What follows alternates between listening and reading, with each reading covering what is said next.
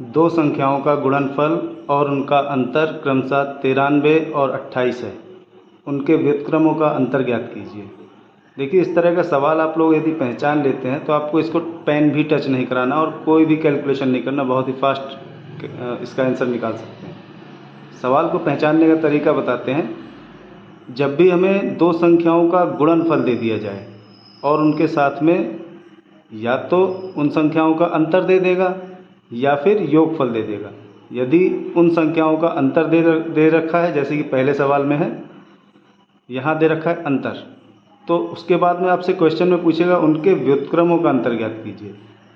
और यदि सवाल में गुणनफल के साथ में योगफल दे रखा है, जैसे कि आप दूसरे सवाल में देख सकते हैं, दो संख्याओं का गुणनफल 35 है और उनका योगफल 12 है, उनके व्युत्क्रमों का योगफल क्या होगा। तो सवाल की पहचान यही कि गुणनफल के साथ में यदि आपको उन संख्याओं का योगफल दिया है तो आपसे व्युत्क्रमों का योगफल पूछ रहा है, और यदि गुणनफल के साथ में अंतर दिया है तो व्युत्क्रमों का अंतर पूछ रहा है।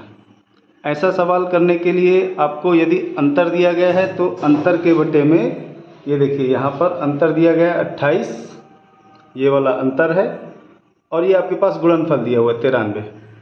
ठीक है, तो आंसर आपका आएगा इसका, सीधे सीधे आपको अंतर बटे गुणनफल लिख देना है। ये आपके पास आंसर आ गया।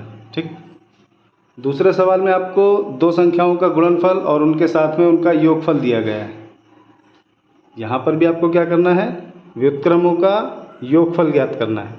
तो व्युत्क्रमों का योगफल ज्ञात करने के लिए कोई भी कैलकुलेशन नहीं करना है, सीधे सीधे योगफल बटे गुणनफल कर देना है।